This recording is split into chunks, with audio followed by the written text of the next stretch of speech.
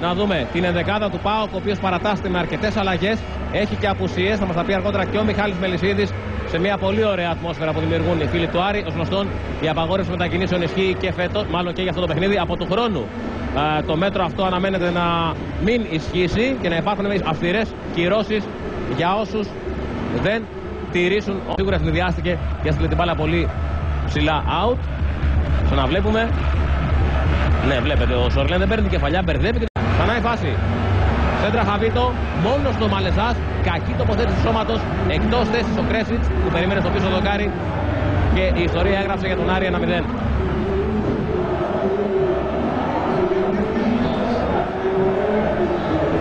Από μια ακόμη οπτική γωνία, ο Μαλεζάς χρήζεται σκόρερ για λογαριασμό του ΠΑΟΚ εδώ και οι πανηγυρισμοί βεβαίως ξέφρενοι στο Βικελίδης. Με την τρίπλα στον Εντίνιο, την προσποίηση, αποφεύγει εκπληκτικά το Σορλέν, δείτε. Κιόλας σε 22 λεπτά στο Βικελίδης. 10 λεπτά λοιπόν αργότερα από το 1-0 το αυτογκόλ του Μαλεζά, από αυτήν εδώ τη σέντρα που γίνεται από αριστερά, ο Παπάζογλου, δείτε, παίρνει μια δύσκολη κεφαλιά, ουσιαστικά προλαβαίνει τον Εντίνιο και στέλνει την μπάλα στην απέναντι πλευρά του Πέσκοβιτς, στην άλλη γωνία, ένα πολύ όμορφο γκολ. Ισοφαρίζοντας σε 1-1, δεν ξέρω αν υπάρχει υποψία εδώ. Δεν ξέρω αν υπάρχει offside, υπάρχει μια υπόνοια ότι υπάρχει offside. Χάνει δεύτερη μεγάλη ευκαιρία σήμερα αυτή από αυτές που λέμε Mars, κλασική για γκολ. Δείτε και πάλι η παράλληλη σέντρα στο πιάτο, πάρτο βάλτο, η μπάλα ψηλά out. Έλα Μιχάλη. Ναι, έλεγα για τον Σάντος ότι επιμένει στα ατομικά μαρκαρίσματα πλέον τον παικτό του και με τον Αραμπατζή αλλά και με τον Εντίνιο αλλά και με τον Σορλέν. Προσπαθεί να δώσει ρυθμό στις θέσεις που έχουν οι παίκτες του στο παιχνίδι μας. Δείτε πως έχει το κορμί του ο Σέντερφορ του Άρη, υπό την πίεση του Τσιρίλο. Μια δύσκολη κεφαλιά βέβαια και χωρίς θέα προς το τέρμα αφού είναι με πλάτη. Που πνίγεται ο σκόρερ στις αγκαλιές των συμπαικτών του.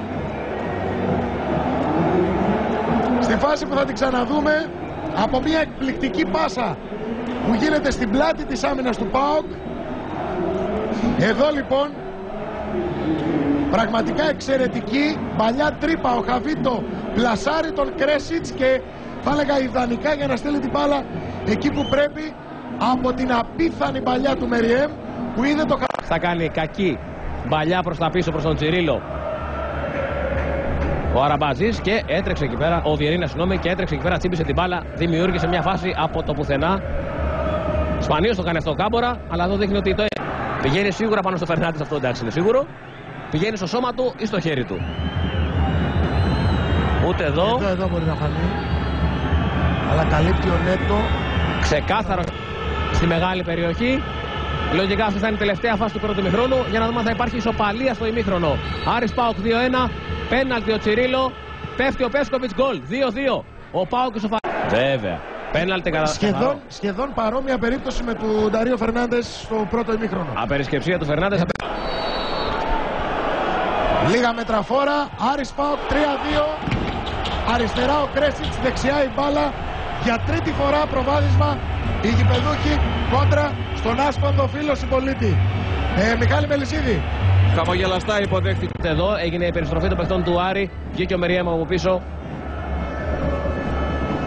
Η μπάλα έφυγε έξω.